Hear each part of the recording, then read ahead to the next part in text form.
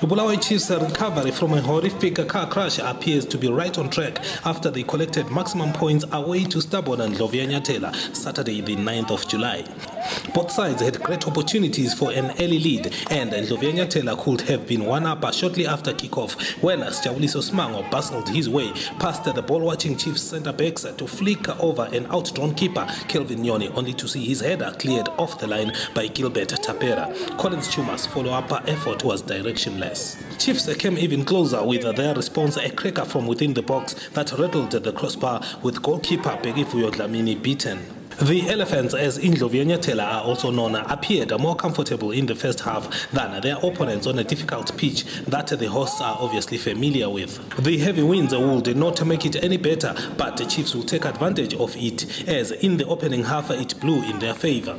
Ndlovu Nyathela goalkeeper Bhekivuyo Dlamini should take part of the responsibility for Chiefs and the match's only goal after what appeared a routine serve spilled away from his palms to concede a corner.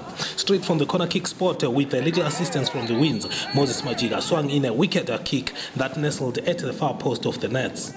Rare goal from the enterprising Majiga, so unique we may go the rest of the season without another goal direct from the corner kick spot. The teams then went to the breather, Chiefs in the driving seat courtesy of Majiga's solitary strike. 18 minutes into the second half, Chiefs thought they had won themselves a penalty when Innocent Ncube's outstretched arm made contact with the ball in the box. Referee Jethro Maromo waved the play on. Despite playing against the wind, the Chiefs were more adventurous in the second period, perhaps after adjusting to the difficult bumpy surface at Brady Barracks. They could have doubled their goal tally with the substitute Gracious Mleya, who lobbed the keeper only to see his attempt cleared off the line by Innocent Ncube.